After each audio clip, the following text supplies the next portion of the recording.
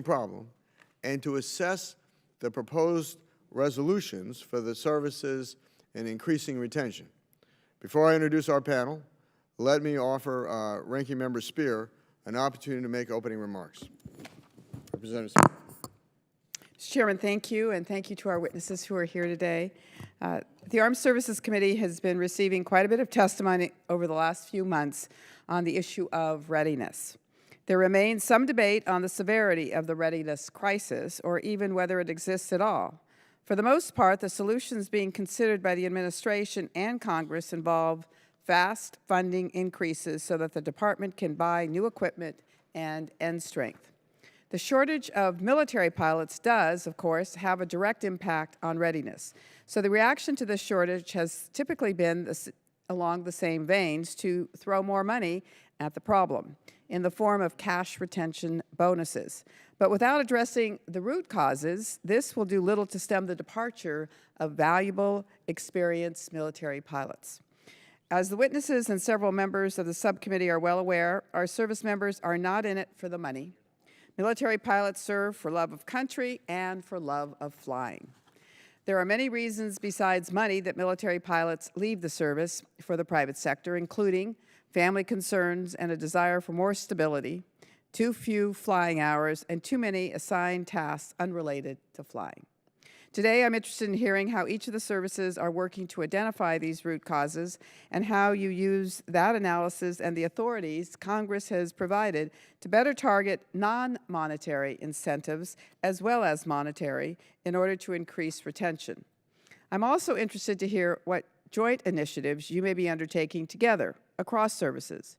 It costs millions of dollars and years of training to produce just a single aviator. I'm not telling you something you don't already know.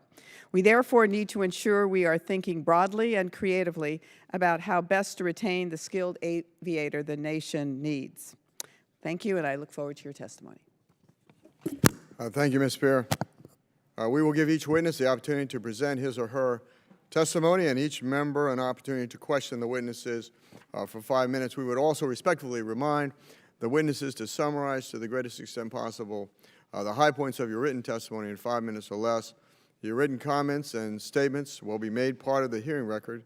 Let me welcome our panel. Lieutenant General Mark A. Brilakis, Deputy Commandant for Manpower and Reserve Affairs, United States Marine Corps. Vice Admiral Robert P. Burke, Chief of Naval Operations, Lieutenant General Gina M. Grosso, Deputy Chief of Staff for Manpower and Personnel Services, United States Air Force, Major General Erik C. Peterson, United States Army, Director, Army Aviation. With that, General Brilakis, you are recognized for 5 minutes. Thank you, Mr. Chairman. Chairman Kaufman, Ranking Member Spear, and distinguished members of the subcommittee, I appreciate the opportunity to appear before you today to provide an overview of the Marine Corps' inventory of pilots and aviators. Since the first Marine aviator flew in 1912, our pilots, like all Marines, have answered the nation's call, faithfully serving the American people and maintaining a first-class standard of military excellence. Today, Marine aviation is providing critical support to combat operations, and the Marine Corps is and will continue to be our nation's expeditionary force in readiness. Aviators and our aviation maintenance personnel are critical to our ability to meet the continued and increasing operational commitments, operational tempo, and challenging deployment-to-dwell ratios. While the Marine Corps does not currently have a shortage of aviation personnel, we are experiencing a shortage of trained aviators, particularly in specific platforms and gaps in the necessary qualifications of our enlisted maintenance personnel. This is, in large part, exacerbated by current readiness issues with our aircraft. Addressing these issues is one of mine and the Deputy Commandant for Aviation's highest priorities. Aviation readiness in the form of ready basic aircraft and the resources to operate them throughout the year is the single most important factor in alleviating our aviation manpower challenges and contributing to retention. Our responsibility to train and to retain the best aviators and maintainers for our Corps is an operational imperative for us.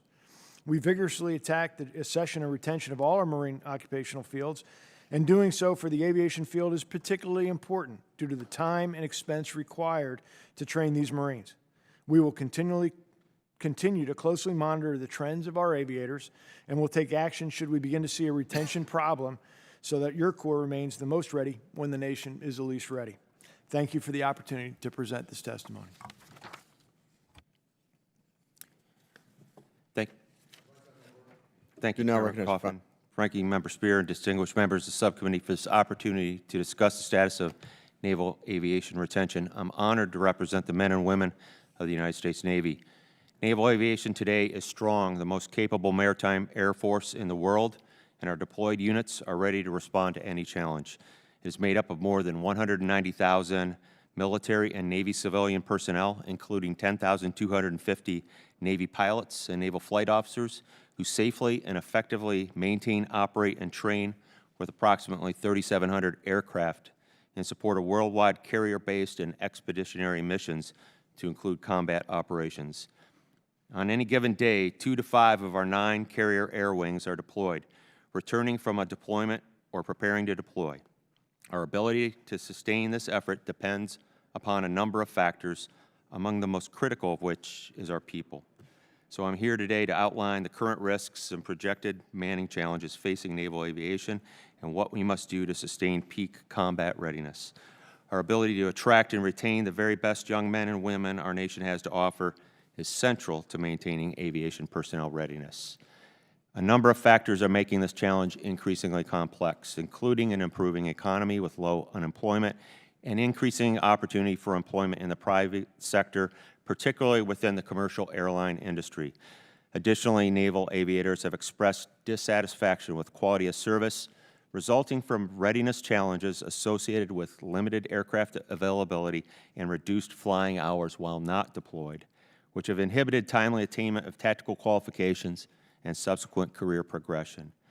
Those who wear the cloth of this nation do not do so for the money, but rather to be part of something bigger than themselves. Historically, we have also been able to positively influence retention behavior by providing a fair compensation package, but more importantly, we provide an enticement few other employers can offer, a call to service.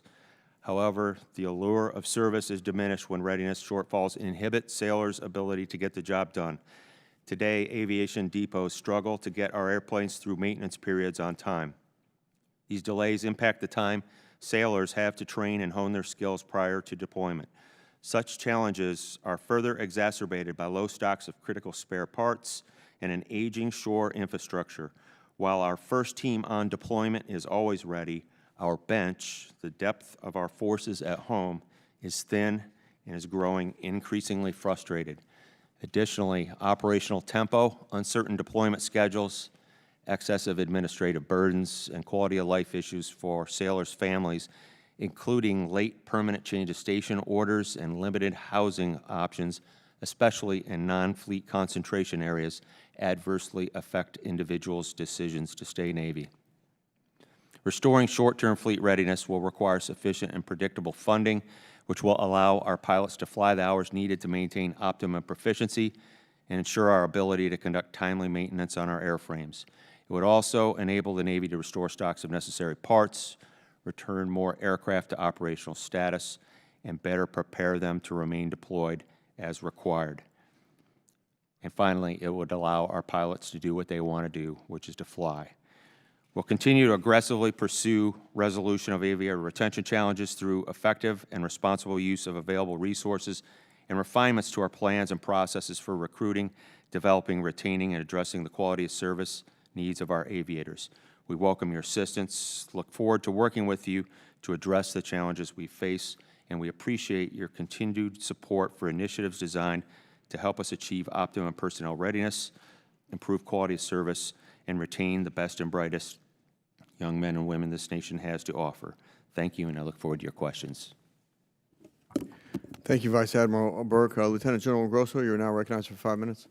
Thank you, Chairman Kaufman, Ranking Member Spear, and distinguished members of the subcommittee for the opportunity to discuss the status of the Air Force pilot shortages and our efforts to address it.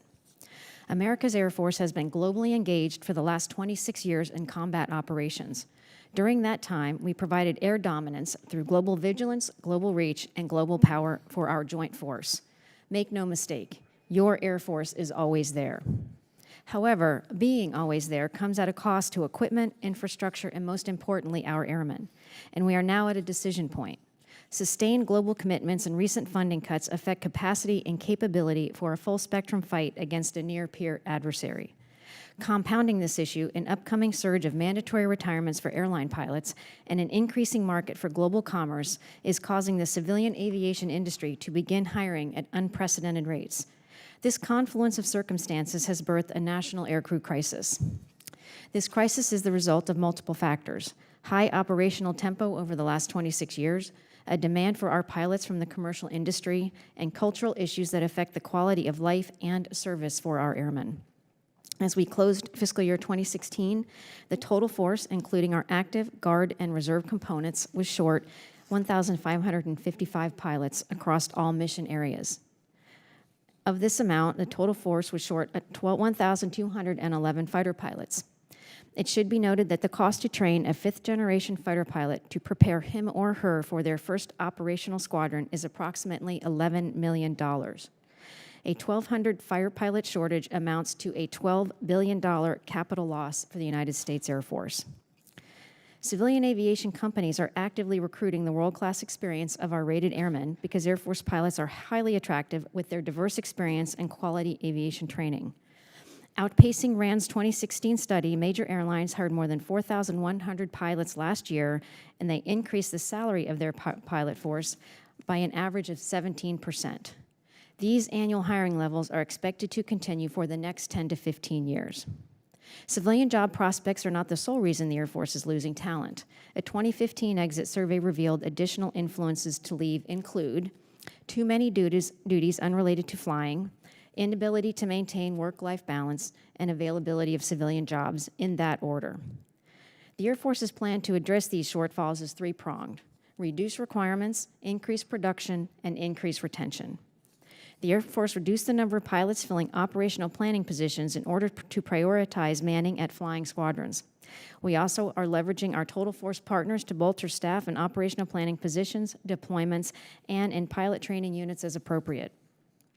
The Air Force recognizes the need to increase pilot production and will expand undergraduate pilot training to maximum capacity at 1,400 pilots a year.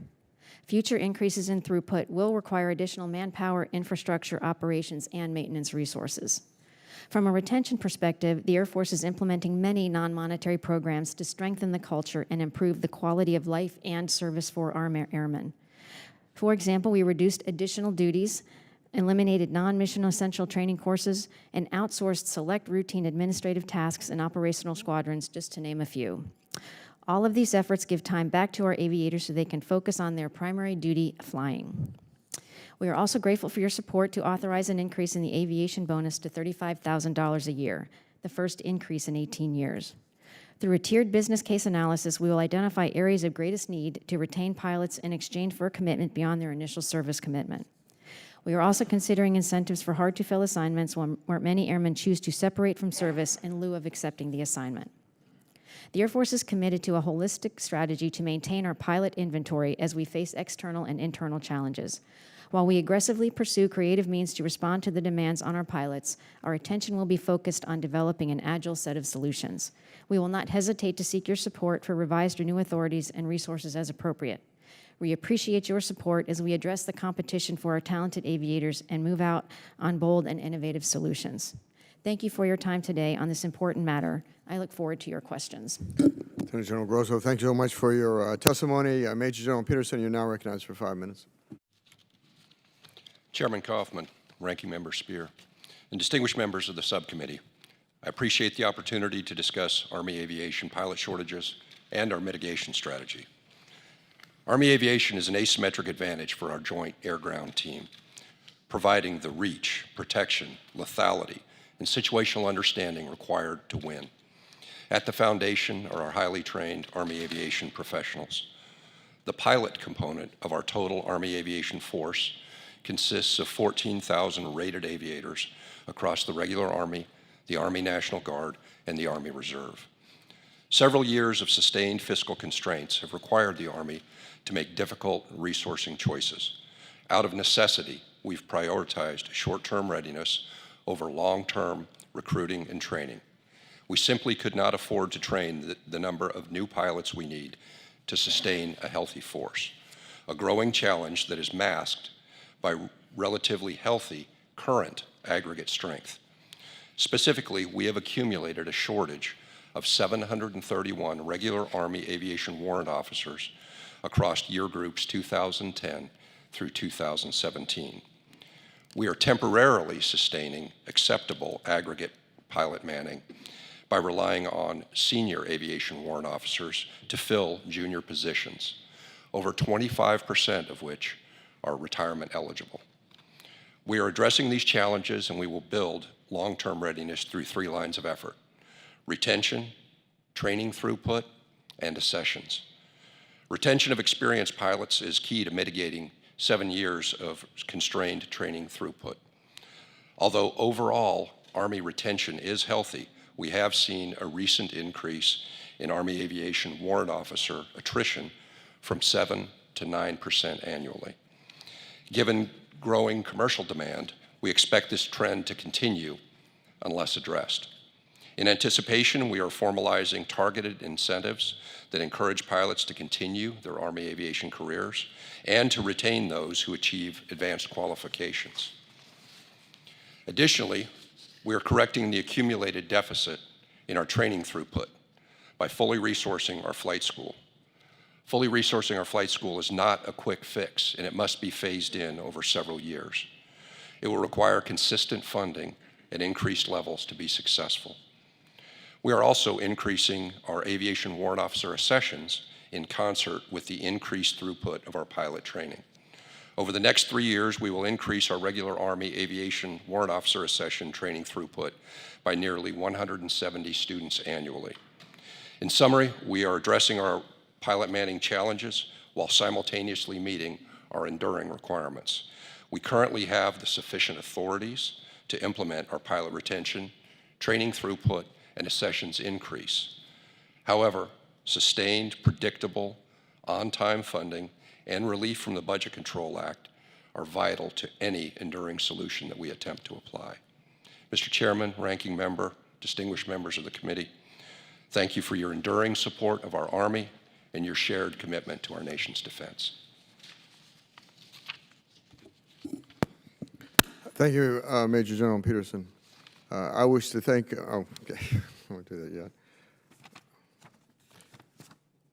So let me, if we look at the biggest reason on the demand side of this equation, I think it's 2 factors, and I don't know which one is dominant. So one factor is you've got an aging population of pilots on the civil aviation side, and that might have been aggravated by the fact that they increased the retirement age for pilots, and now we're hitting that increased retirement age, and so we're seeing some significant retirement. So that's obviously part of the demand side, but a significant part of the demand side too, I would think, is that in response to an aviation accident, I'm trying to remember what year it was, I think it was in New York State, 2012, the reaction to that was to plus up the number of hours required to, I believe, 1,500 flight hours for the civilian and airlines FAA requirement. And so the quickest way to get that is to look at the military, because that's very hard to get on the civilian side. And so, and I don't know if the FAA needs to revisit that number, if that was an overreaction to that accident or not. But that does seem excessive. So that's on the demand side. And then, so on the supply side, I believe, I know Lieutenant General Grosso, you briefed me on a retention bonus structure that you want to put forward. Do you want to tell the subcommittee about that? And before you do, let me just preface it by saying that I really think that within the National Defense Authorization Act, there really needs to be an econometric reevaluation of that number on an annual basis that will adjust accordingly. This situation is not going to last forever.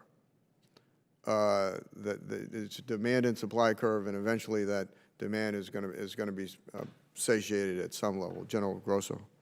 Thank you, Chairman Kaufman. Sir, you are correct. In accordance with the guidance we received in the 17 Authorization Act, we did come up with a business model to understand where our greatest need was. And this model is the model we use to give all special and incentive pays across every skill set in the Air Force, which is about $927 million across the Air Force. But it has 4 factors: manning, retention, replacement cost, and replacement time. And manning is weighted at 40%, retention at 40%, replacement cost at 10%, and replacement time at 10%. And basically, you put all these numbers together and you get rank ordering. And based on the increase in the bonus, which you gave us in the 17 NDAA as well, we looked at the greatest need and we stair-stepped it down to match the weapon systems that were most in need in accordance with your direction. And we will do this every single year. So the program we come out with this year could look different than the program we come out with next year, because to your point, the environment may change, and the people that choose to come and go will change. Is the bonus structure the same across the board? Do you mirror the Air Force, or do you all have your own structure that you're looking at? General Brilakis. Sir, thank you. And first of all, thank you to the Congress for the authorities in the NDAA. Since 2011, the Marine Corps has not paid a retention bonus to pilots. Our inventories were solid, and attrition was not a challenge. Now, what we did, we came down from 202,000, and we've arrived at 182,000. In doing that and leveraging all the authorities that you gave us, the priority was to reduce numbers of Marines. And we saw an unequal reduction. And our retention, which is ideally about 91% for aviators in the officer community, fell down to 86 and 87%. So we lost some aviators. We've made that up through accessions. And our challenge right now is I've got about 500, just over 500 officers still in the training pipeline, more than I need. Okay, good. Okay. This year, the Commandant, because in addition to reducing the size of the force, we're introducing new type model series into the inventory. The F-35, we're continuing with the MV-22, the new versions of the Cobra and Huey, et cetera. The Commandant is going forward requesting from the Secretary of the Navy and Secretary of Defense authority to pay a retention bonus in 3 communities. F-35, F-18, because the legacy platforms are our most challenged platform right now, and then in the V-22. F-35 and V-22 are currently growing communities, and we don't want to be caught short in those aviation communities. When we came down in the reduction, what we found is we're a bit imbalanced. We've got more majors and lieutenant colonels than is preferred. We have fewer company-grade officers than we really need to be flying in our tactical squadrons. And so we want to make sure that we have the opportunity and leverage to maintain those young officers as they come out of their required commitment to us and capture them for that extra bit of time before we've got them by the throat. Thank you, General Brilakis. Ms. Spear, you're now recognized. Thank you, Mr. Chairman. Thank you all for your service to our country. General Grosso, the $35,000 bonus, I'm presuming that that's not going to be a check that's presented to the airmen on day one. That is correct, ma'am. Aviators in the Air Force have a 10-year pilot service commitment. So that is when they graduate from undergraduate pilot training. So that training takes a year, and after that year, they have a 10-year commitment. So it's typically at the 11th year of service that an airman would be offered some form of bonus should we need it. So, but is that $35,000 given in a lump sum, or is it given per year based on the number of years that the aviator would continue to serve? So it can be a range of options, and every year we look at this differently. This year we're proposing to offer contracts for a year, 2 years, 5 years, 9 years, and 13 years. And you can take some of that up front, and some of it will be anniversary payments. So no one aviator is going to get a $35,000 check, or will they? It would, if they took it for a year, yes, ma'am, they would. And they would owe us an additional year active duty service commitment. So conceivably, an aviator would stay a total of 2 years and get a $35,000 bonus in day one. And what happens if they decide to just quit? Do you claw that back? Yes, ma'am. Yes, you must recoup. And the thinking on the 1 year was because of the work that we're doing on the culture piece. Those things take time, and we have to build trust with our airmen, because after significant long periods of conflict where we took our eye off the ball a little bit, we've talked about putting resources back in the squadron. One of our chief's primary goals is to revitalize the squadron, and we think that's getting traction, but that will take time. And we've gotten feedback from airmen. They're going to give us a year, basically. So they're going to take it for a year and see if we really mean what we say with some of these quality of life and quality of service. And then that gives them a chance to relook and take it in another year, say, hey, are we doing better? Is my family in a good place? Did you do what you say were you going to do, Air Force? And then next year they'll go into a new, we'll look at the environment, we'll look at what our retention patterns look like. Okay, I'm just trying to get another question in. I particularly wanted to talk about non-monetary inducements. And I noted that in the report, there was a reference made to 260 days away during deployment for some of these aviators and 110 days away even when you're on home temporary duty. So those are long stretches away. And in your actual statement, General Grosso, there's a chart here that shows that actually the ranking of the lure of civilian jobs is much lower than additional duties, which was at 37%, and maintaining work-life balance and meeting family commitments, which was at 31%. Availability of civilian jobs was at 24%. So I think the lure of commercial airline jobs has, while it does have some allure, I think addressing those top two would be significant. So to each of you, I'd like to ask the question in a minute 36, what, if anything, you're doing to try and address the non-monetary issues. Thank you, Ranking Member Spear. We did a survey about 18 months ago, talking to our enlisted force and our officers on those issues of most importance to them. Flying hours is the #1 concern. They want more time in the cockpit. They want more time in the back. Number 2 was the parts available to get those aircraft up so they could do that flying.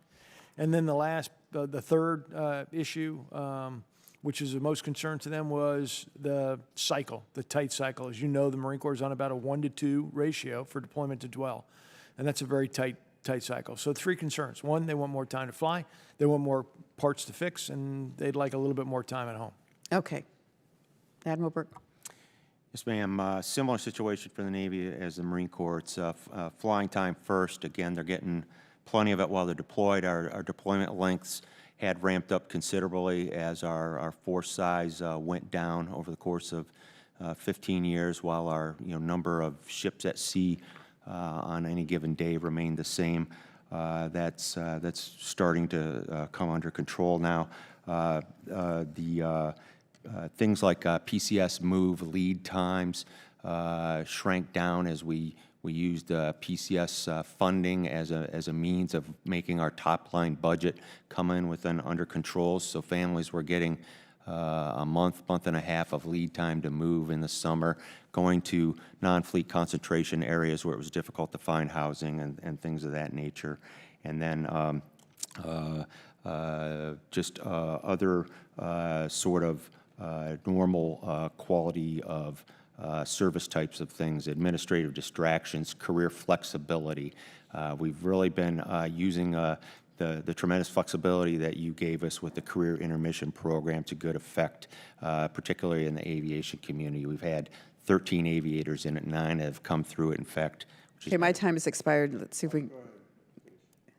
Sir, we just had a female 04, was one of our top young helicopter pilots that would have gotten out.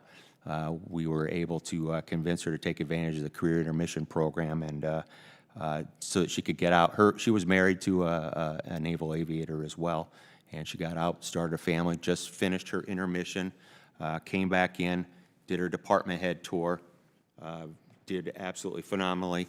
Last week, screened for commanding officer. So another success story there. But it's things like that where we have to add the career flexibility while our pilots are out of the cockpit to do life things and come back in and re-enter the cockpit and be competitive in their careers. Mr. Russell, you'll now recognize for 5 minutes. Ma'am, we also have done, I would put it. Actually, maybe you could fold your answers into responses. I'll come back to that Right question. now, Mr. Russell, you're recognized for 5 minutes. Thank you, Mr. Chairman, and I appreciate all the things that you do. But a couple of the questions, it's bonus question time. How much does American Airlines offer bonuses up to for pilots, for regional pilots? Bueller, anyone? It's about $35,000. Interesting figure. And so, you know, once again, we go in this chasing around that the $35,000 is some astronomical figure, when the reality is that's competitive to what the airlines are providing to very junior pilots in the course of their careers. And you know, the phrase that comes to mind is "nothing's too good for the troops, and nothing's what they get." You know, so I applaud you, General Grosso, for putting together the proposals for the bonuses.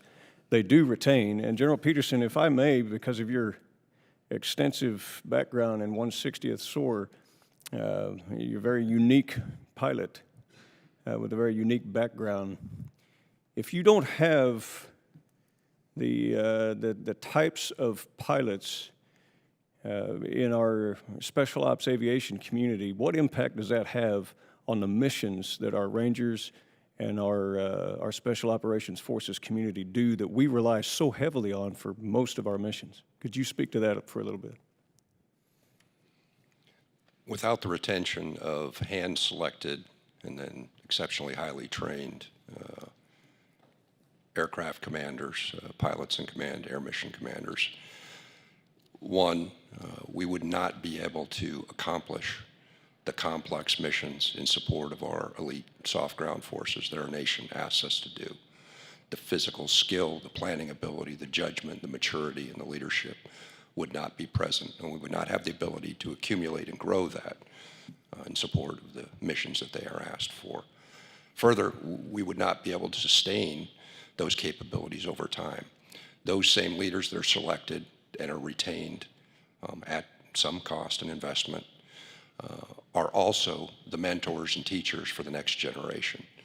So they serve to accomplish their missions today, but they also grow the next generation that our nation will rely upon.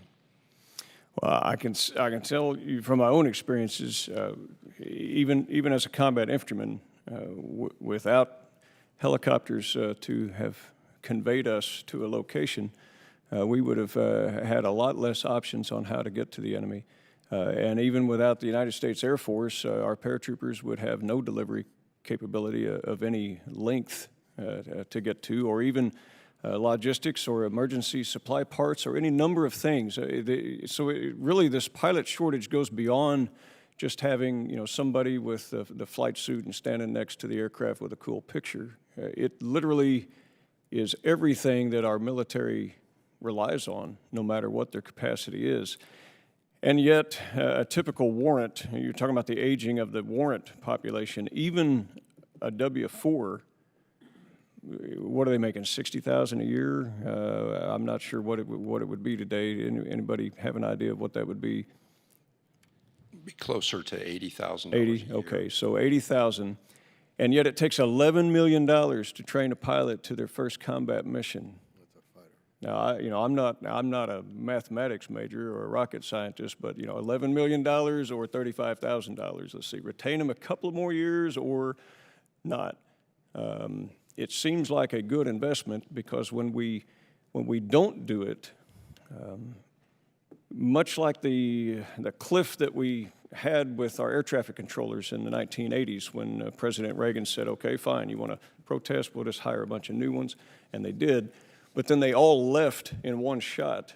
And 25% of the pilot force just in the Army Not only are you losing your most experienced warriors as they go out of the cockpits and out of the service, but you don't readily replace them, and then you're not going to have the incentive to bring them in. And so I just want to say for the record, I applaud what you do. We have to fix the problem. We can't ignore it. And we can't say, hey, you know, we'll give you some busted up, Army Relief Service furniture or something in your quarters, and that'll be a good incentive for you. We have to do better. So with that, I'm out of time, and thank you, Mr. Chairman.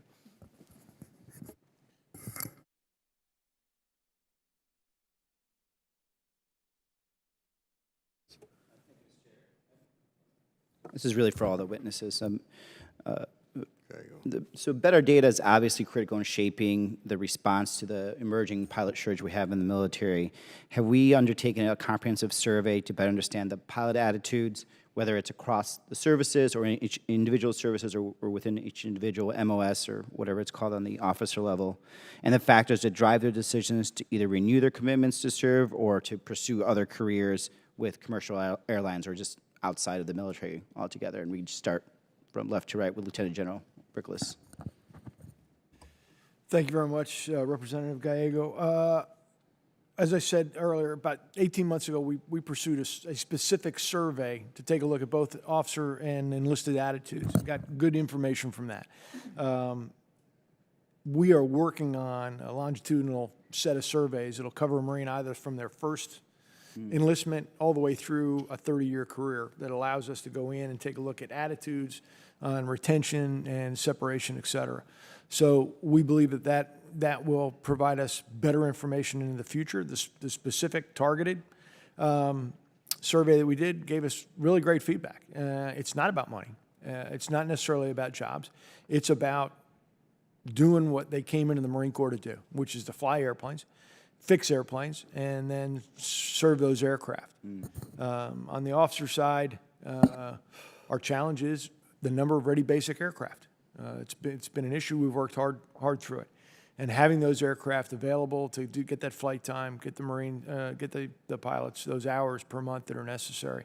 On the enlisted side, it's the same thing. It's a satisfaction of seeing an aircraft you're responsible for actually take off, loaded with bombs to go do the mission. And so those are the things we're working on as well. On our enlisted side, we are looking at, we do bonus for retention, but we're also seeking to capture experience, to retain it in the squadrons. And that's another initiative we're bringing forward this year. But you're absolutely right. Data is important, and we have specific data for right now, but we're working on having better data for the future. Thank you.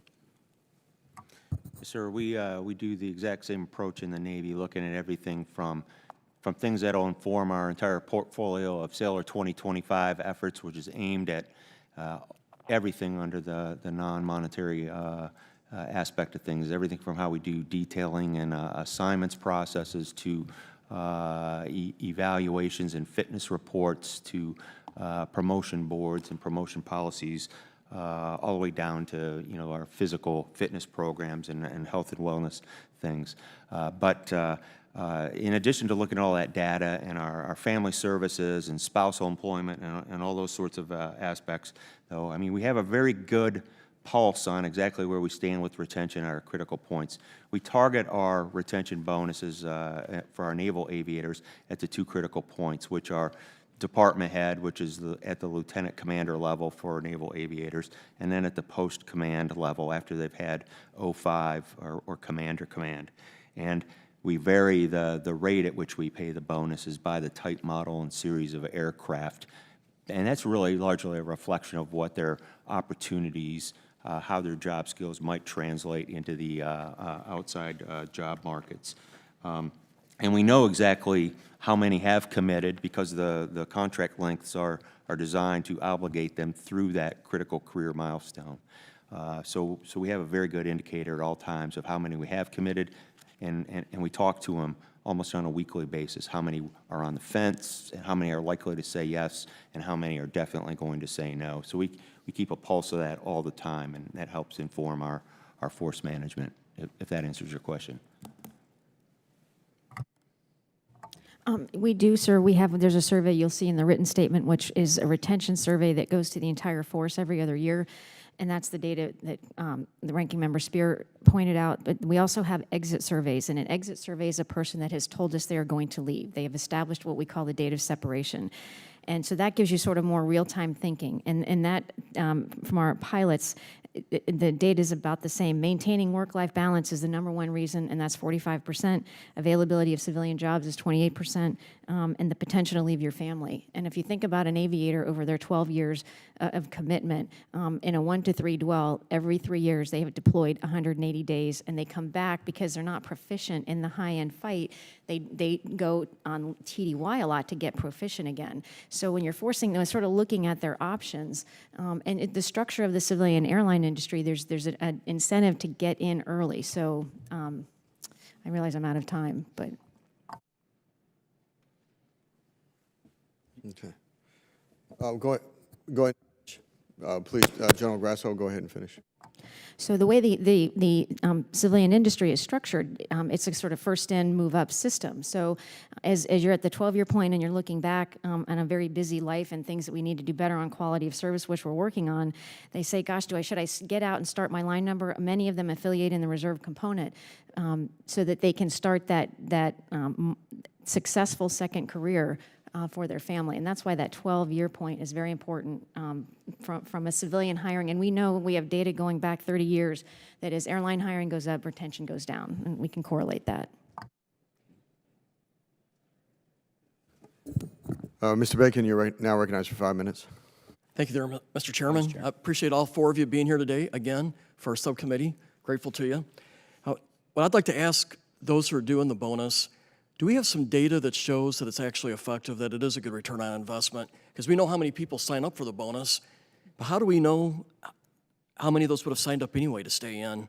Do we have some data that shows that this does bring a sizable number over? And the genesis of my concern is a lot of the reasons people are getting out has very little to do with the money itself. It's more about the other factors that were mentioned here. So just curious, so can we correlate the number of folks that take the bonus by percentage, or that said that was the main reason why they stayed in?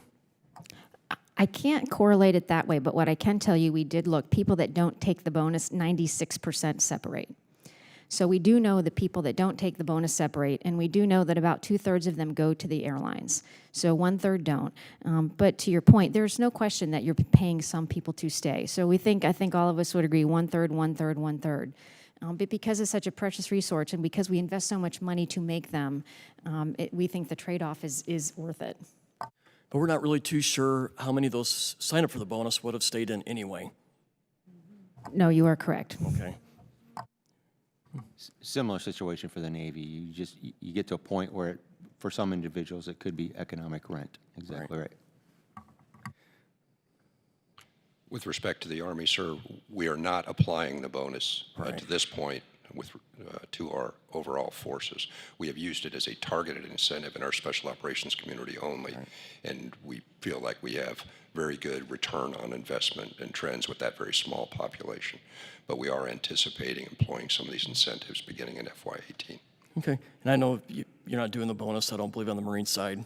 Right. No, sir. This year in FY18, we will, for first time since 2011, we'll offer a retention bonus in 3 communities because those are the communities where we believe we have some concerns. But to your point, statistically, analytically, et cetera, there's really not a whole lot of connection between paying a bonus and guaranteeing retention. It seems to me that we could get that data with a little bit of research and asking the right questions, because I think it would help make the case better that this is a good investment, seeing a direct correlation to more people signing up. Just my thoughts. Thanks, Mr. Chairman. I yield back. Thank you, Mr. Bacon. Let's see. Mr. Abrams, you're now recognized for 5 minutes. Thank you, Mr. Chairman. By trade, I'm a physician, and when I refer a patient to a heart surgeon, I hopefully always send them to the best because they actually hold the life in their hands, much as your aviators do. The difference is they also hold the life in their hand while, by the way, dodging bullets. So it's a whole different dynamic on the level of not only our military aviators, but our military personnel and all. The other aspect is the intellectual knowledge base of a aviator that has been in service for 10 to 11 years is phenomenal.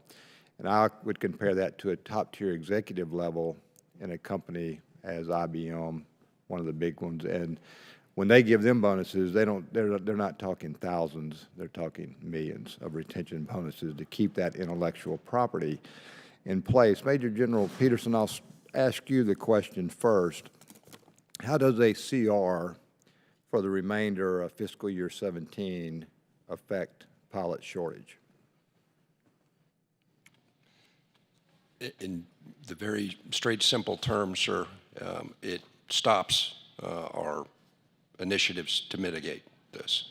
We will not be able to increase the throughput in our flight school with respect to investments in additional instructor pilots, contract instructor pilots, contract maintenance, as well as sustain additional airframes for the school. So it will essentially defer this problem another year until we have the requisite funding that has been budgeted for by the Army to implement these incentives. And then we will get closer to that cliff that we discussed about with the top-heavy population, the disproportionate top-heavy retirement-eligible population. And if we carry that forward with an imposition of sequestration in 2018, what does that do for your readiness? General Peterson, I'll start with you.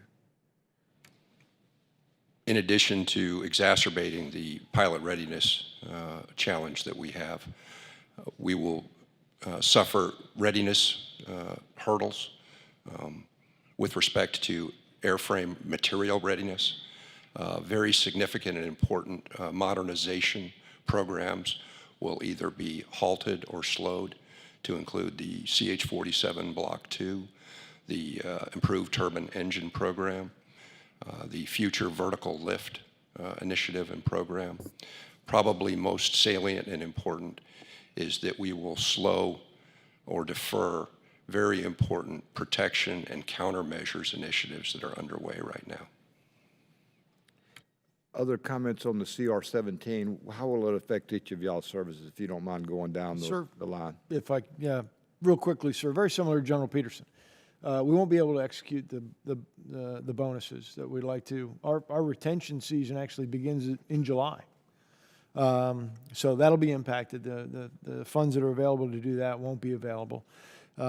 We will, by the summertime, have to basically idle 24 flying squadrons. Wow. And then on top of that, with the lack of spares and repair parts, we are going to take a step backwards on the readiness efforts that we've done to bring back the number of ready basic aircraft that are available for our pilots to fly. Admiral Burke? Sir, for the Navy, we would be forced to reduce flight hours for across all naval aviation, 15 to 20% reduction in fleet replacement training squadrons. Those are the training squadrons. 1/3 of our junior aviators would not be able to complete basic qualifications and certifications. So squadrons going forward would be 20 to 30% undermanned, and that would pay forward for several years. I would be forced to cut sessions by 1,000 going forward in April. That would translate directly to gapped billets at sea and ashore, including ultimately pilots, instructors, and aviation maintenance folks. And then there would be impacts to PCS fundings, which would delays in issuing orders and quality of service and quality of life, as we've discussed earlier. And then similar to what General Brilakis laid out, we would have to stop bonus payments on most critical skills. So it would impact retention of, experienced and specialized sailors, including aviation officers and aviation maintenance rates. General, real quick. I echo, very much like the other services. It would have a devastating impact on our readiness, and we would have to stop flying, which has all the other negative consequences of trying to keep these aviators in the force. Thank you, Mr. Chairman. Well, just one comment. It's my understanding that now it's difficult not only to maintain just currency, but certainly to maintain readiness, and those are two different numbers of flight hours. I understand that, to be able to fly the plane, but to be able to fly and fight are two completely separate and distinct issues. So I thank you, Mr. Chairman, for the indulgence. Dr. Winstrup, you're now recognized for 5 minutes. Thank you, Mr. Chairman. Thank you all for being here today. One question, what is tougher right now, recruitment, initial recruitment, or retention? What do you have the most trouble with if we get down the line? Sir, fortunately, neither is a problem. Navy overall recruiting is good. We just made our 120th consecutive month of meeting our recruiting mission. We're seeing beginnings of fraying at the edges. Overall, retention is good, although we're seeing individual specific areas such as aviation officers, nuclear rates, special operations forces, and information warfare, cryptological types of rates. We're having individual retention challenges there, but we're able to manage those with the authorities we have right now. Okay. We have no issue recruiting talented people to be aviators. Our sole issue is retention, and we're not retaining enough to sustain the force. General? We are not facing challenges with recruiting either. However, that recruiting pool is artificially restrained because of our throughput challenges due to tough fiscal decisions. We are seeing leading indicators of impending retention challenges based on the retirement eligibility of our force, as well as the increasing commercial demand. And I just have another point of curiosity, I guess. You're getting exit information, exit surveys. On the exit survey, do you ask them why they joined to begin with? Or do you know that on entry? I imagine the entry reason is pretty much the same for everybody, to be honest with you, for many reasons, wanting to serve, et cetera. But on their exit, do you ask them why they joined? And I'm just curious, like what changed for them to want to leave? So what our experience, I commanded the recruiting force for a couple of years, so we had the opportunity to kind of watch that. And you're right. I mean, the American youth join the service in general for a number of predictable reasons. Why they join each different service, again, some predictable reasons. Why they leave, sometimes is the opportunity to remain in the Marine Corps. We only retain about 27% of every year's cohort because 2/3 of our force is in the operating forces and about 1/3 in the supporting establishment. And it's a young force, a fighting force. When I answered your question, I was talking about the aviation enterprise, aviation maintainers, et cetera. We have some retention issues in the cyber force and some of the high demand, low density MOSs. Some of the reasons folks leave those is because there are opportunities on the outside. I mean, I can take a cyber Marine who's getting paid maybe $55,000 a year. He's leaving and picking up a job for about $190,000. Yeah. Those are challenges that I don't think you're going to give us enough money to throw at those particular problems. But why they come and why they go have been pretty much standard across the board. Okay. The thing that's amazing right now is with the employment rate as low as it is, we're still finding good people who want to serve. That's good to hear. Good Americans. I'm referring more to aviation than anything else. Admiral? Yeah, I think a lot of people, well, now that you've changed the question to be specific to aviation, I mean, they join for the adventure and to be that part of something bigger than themselves. And I think they find that here, and they're generally very happy with it. Why they leave, I mean, all the reasons we talked about earlier, but then there is the family separation thing. We ask a lot of our folks, and it is not for everyone. I'm guessing a lot when they enter are younger, for one, and possibly single at the time. They grow up, mature, and so, things change. General? Yes, I would agree with that. They're just at different points in their life. I think you make decisions depending on your situation 12 years later, right. Which is very different than when you joined. Right. Thank you.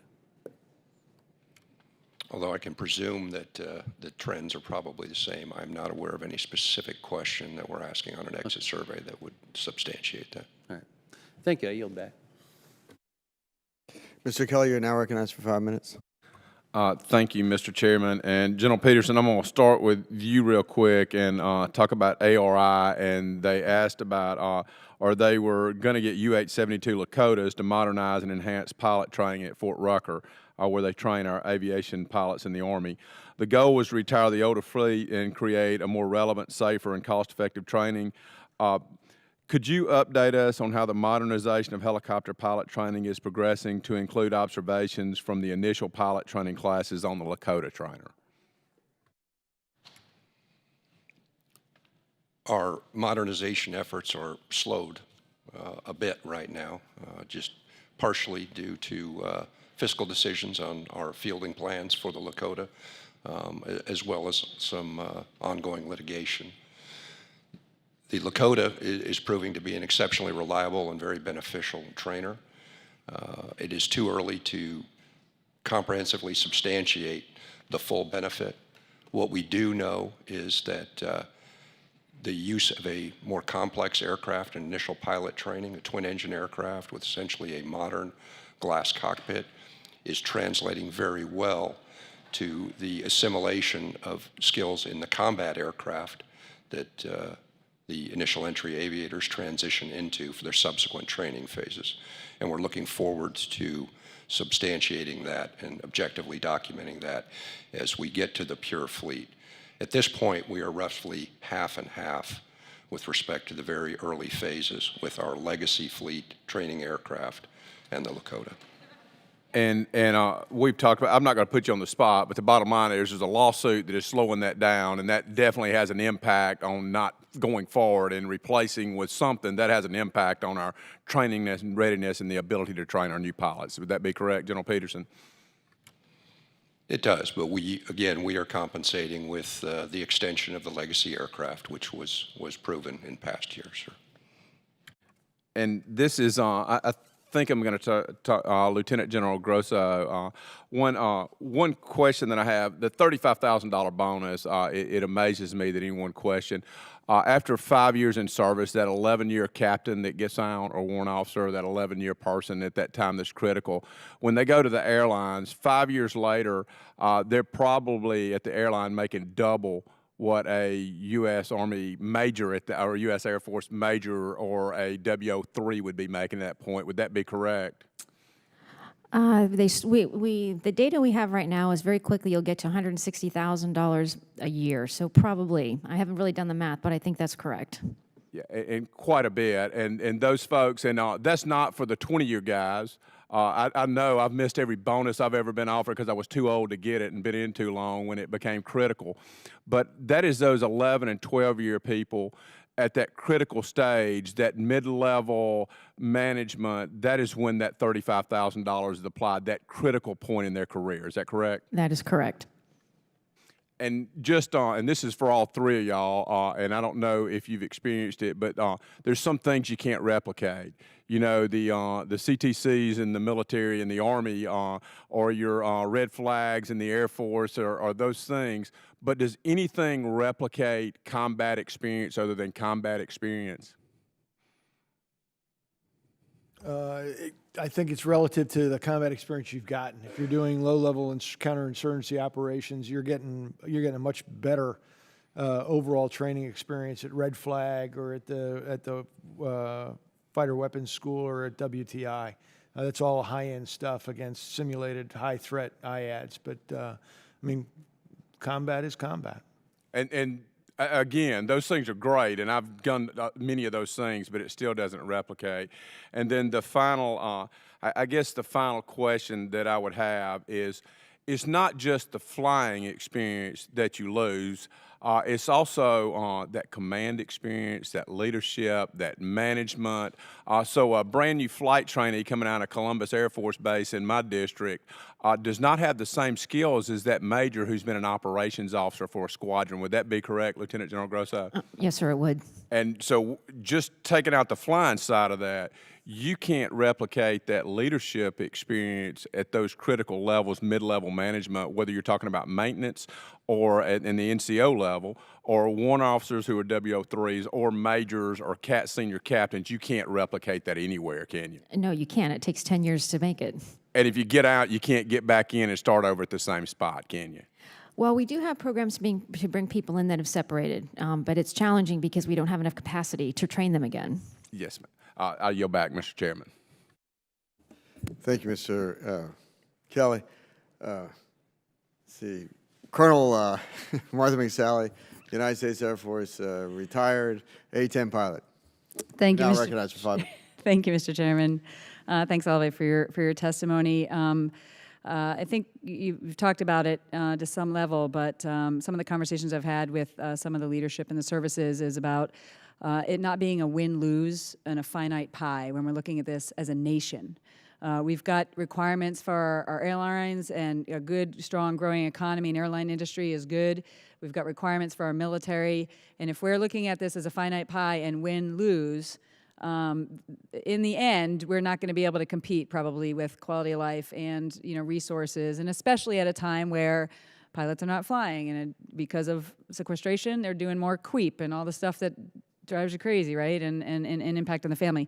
So what are you all thinking innovatively about turning this into a win-win to partner with the airlines for individuals to be able to fly in the military and maybe have seasons of flying with the airlines and then come back for a 3-year tour later on and then go back to the airlines so that we're partnering together and we're all winning as opposed to competing with each other? So, ma'am, our chief is meeting with the senior executives in the airline industry, and we're looking at just that. And based on the authorities that Congress has already given us with the Career Intermission Program, we are going to see if we can get, to your point, a win-win and get some predictability for the airmen who may want to start their line number early and get predictability for the Air Force. And how can we get a better win-win? And we're also starting to look at, can we allow aviators to fly part-time on their own? So I think those are just two ideas, and there's, I think, many more ways to think about this for the nation to get a win-win between the military and the private sector. Yeah, I totally agree. And when you think about the bonus and people at that 12-year point, taking the bonus, in the past, maybe you get somebody inching towards the 13, 14 with the old retirement system. Even if they didn't necessarily want to stay, they would start to make a decision like, well, I might as well just suck it up and get to 20 now. I mean, not everyone's like me thinking about getting out at 18 at the last time that I previously did. Most normal people, I think, as they get closer to 20. Are you concerned about the blended retirement system and that not providing a hook, to bridge them from, say, 13, 14 to 20 now, that they have the option to leave? Is that, you think, going to be a factor? Well, we are concerned because we really don't know. We do a lot of force modeling, and we know how the old retirement system pulls people. So you're exactly right. But we do have that continuation pay in the new retirement system, and that the intent of that is to get people to 20. So we're going to have to be very agile at executing that. Any other services? I would just add, we thank you for the help in FY17 NDAA that gave us the flexibility of the timing on that continuation pay. That was very important to us because we see that as a component with existing retention tools that we have, because we're going to probably have to modulate those other retention tools along with that continuation pay to influence retention behavior. So together, we think we'll be able to influence the behavior that we need to get them to 20 and beyond. Great, thanks. I think the career intermission is a great first step in a direction of, I just think in general the next generation, they want to be able to move in and out of the workforce, go get different experiences. I think we need to open up that revolving door, and when you think about the millions of dollars it takes to bring somebody to become a 10-year pilot, for example, how long does it take to replace a 10-year pilot, right? The joke, right? 10 years. Many of them got out and didn't go to the airlines. Maybe they, went to start a business of their own, or they tried some other, grass is always greener, and now they're realizing they miss the camaraderie, they miss the mission. So I really urge you to look, and it's challenging to try and find these people. Where are the experienced pilots that have left? Maybe they're 2, 3, 5, 8 years out, doesn't matter. I mean, retraining them with the experience they've had and bringing them back, even for just one assignment, is worth the investment if you can find them. Are you doing any initiatives to go find those that are not in the airlines, but working in many different sectors of the economy? We have a return to active duty program. It's got to be a short MOS. We're looking for the talent. I'm not quite sure we ever looked at anybody being away for 6 or 8 years. Still have a PFT to get past, but we are open. We're open to those opportunities. Yeah, I just think it's that kind of sort of innovation that we got to be thinking of in order to not say, oh, we got to produce some more pilots and just start at the beginning of the, the line again. Yes, which, ma'am. We've had conversations with industry as well, similar to what General Grosso discussed. And we're taking a look at the SIP and how we could fit that into a model that works for us. One of the items we're working on under Sailor 2025 is more permeability between the active and reserve components in the Navy. We're nowhere near as permeable as the Army and Air Force are, and would like to get more. But recently, we brought a number of reserve component airline pilots now, but they were former naval aviators in to help us stand up our remote pilot Triton project down in Jacksonville, and they wanted to stay, so we were able to help them out. So after having gone to the airline industry, they wanted to come back. So there is a little bit of that dynamic as well. Great, thanks. I'm out of time. Appreciate it. Thank you, Ms. McSally. Vice Admiral Burke, going back to this retention bonus structure, can you brief the subcommittee in terms of what you are looking at right now in terms of a bonus retention structure? Yes, sir. Our current structure right now, we've got two main points of concern. So our department head area is the most critical, and that applies for lieutenant commanders. And we pay by type model series or community, the type that they're flying. Our most critical needs right now are electronic attack aircraft, strike fighters, and then helicopter mine countermeasures. And those folks are getting the top rates, and we're paying them at current rate is $25,000 per year. And then depending on type model series, other are less. And they're eligible for that after they finish their initial obligation, which is 8 years after winging. So typical winging occurs at about the Define winging. Yeah, 3 years. You get your naval aviator wings at about the 3-year point after you finish flight school. Okay. So it's probably somewhere between 10 and 11 years of commissioned service is when your active duty service obligation is over. So they become eligible for this bonus. And this bonus now obligates them for 5 years, which takes them through a department head tour and all the way through. If for some reason they don't select for 04, they don't make it through their department head tour, we recoup. So it's they don't get paid for that which they do not serve. So there's that aspect of it, and then we vary the rates. We put some economic factors in there. We have some economic modeling that we base the rates on. It's not extremely sophisticated. It's the best that we have available to us. We're working to get much more predictive analytics behind it and make it more sophisticated as we go forward. And then we have our second critical zone is the post-command level. So the first command opportunity is at the 05 or commander level in the Navy.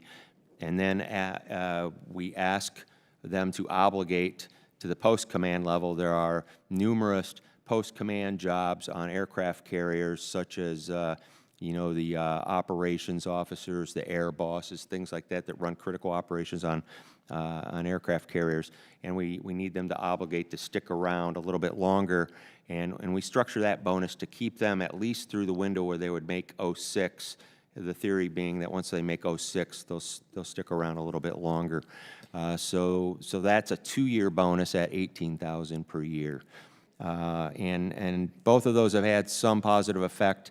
We're not getting exactly the response we want, so we're going to tweak both of those this year, both in terms of the bands and the numbers a little bit, but don't expect to make full use of the legislative authority that you've given us, but we're going to move them both a little bit up in each direction. One of the ideas that we're looking at here is something that we did in the surface warfare community last year. We tied merit to the bonuses as well as need, and early look screeners for the next milestone. So in the case of aviators, if you screen early for department head, that's based on a look at your professional performance The idea would be perhaps they're eligible for the bonus earlier and could get extra payments for it. Thereby, you're securing a contract with the best talent sooner. So we're looking at structuring something along those lines. But right now, we're paying for those 2 specific windows at a fraction of the available authority you've given us. Major General Peterson, United States Army, what's your approach in terms of retention bonuses going forward? Sir, we're looking at 2 specific targeted windows at the outset. First is at the cessation of their obligation for flight school, which is the 6-year mark. That will be the first hook for a multi-year commitment subsequent to that. And then at the retirement window to retain that talent subsequently.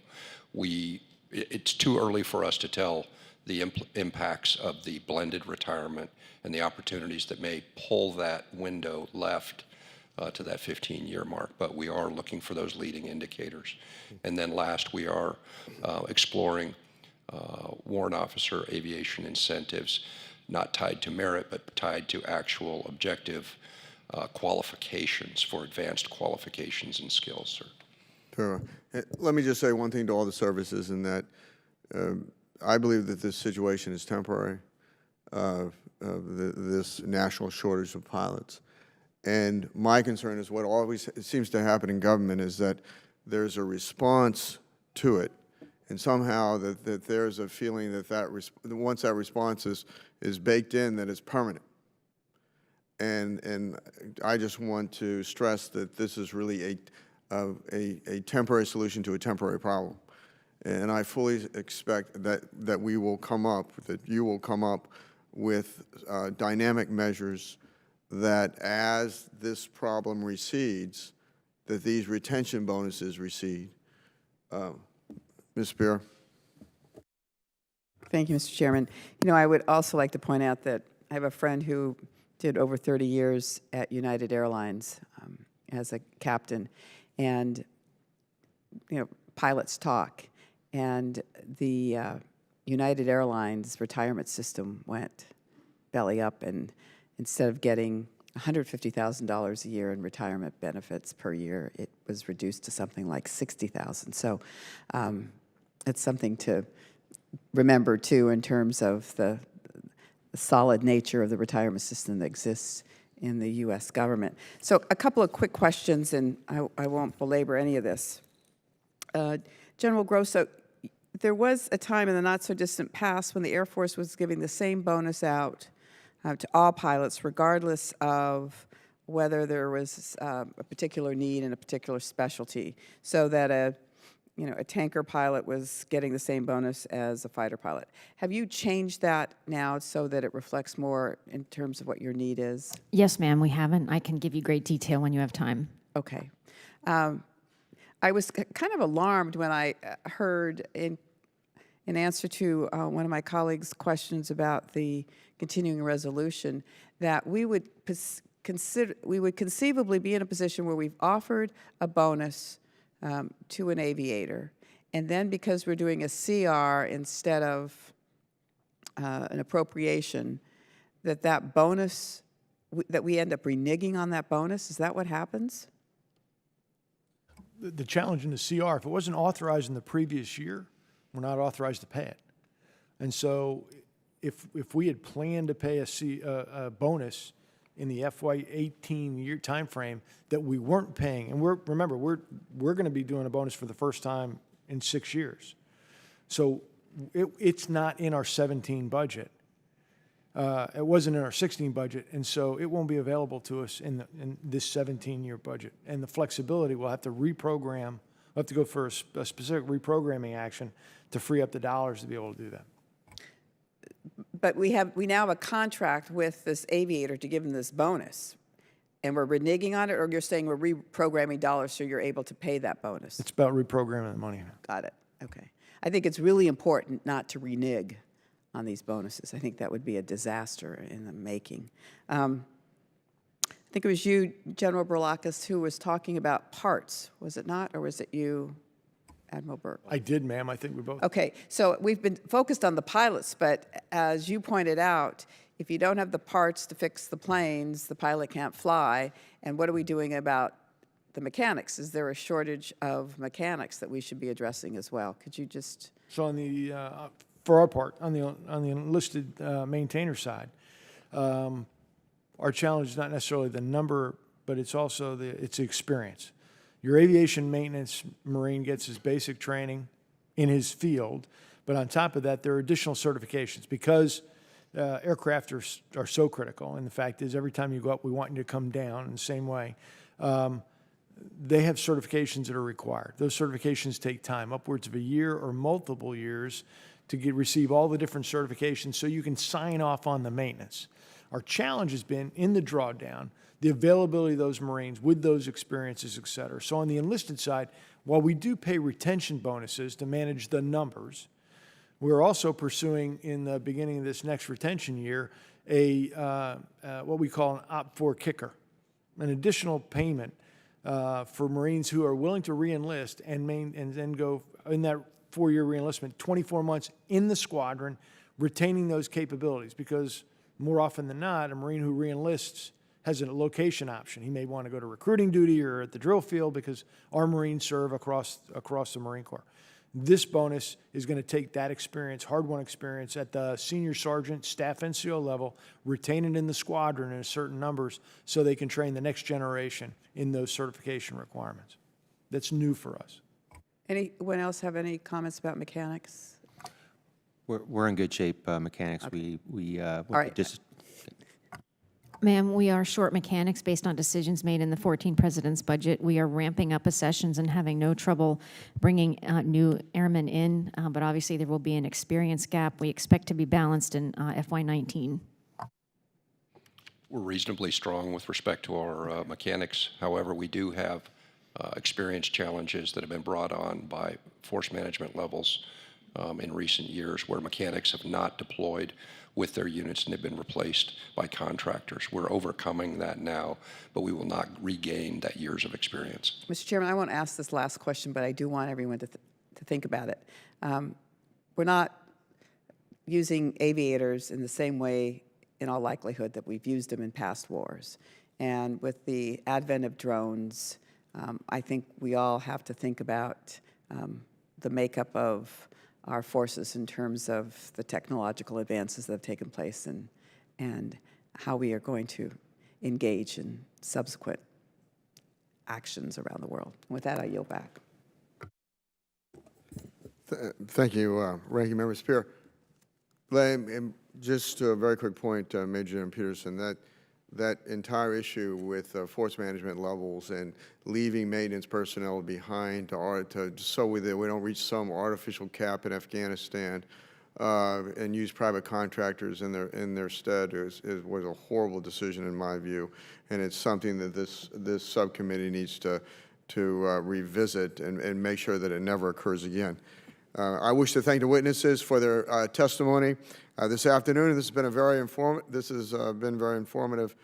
There being no further business, the subcommittee stands adjourned.